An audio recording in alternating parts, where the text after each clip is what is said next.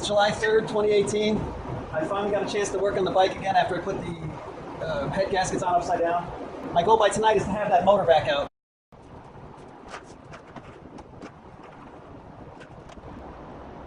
I started around 4 p.m. and finished at about 11, so the whole thing took me about 7 hours. If you watch in the background, you'll see it go from a bright sunny day on into the night.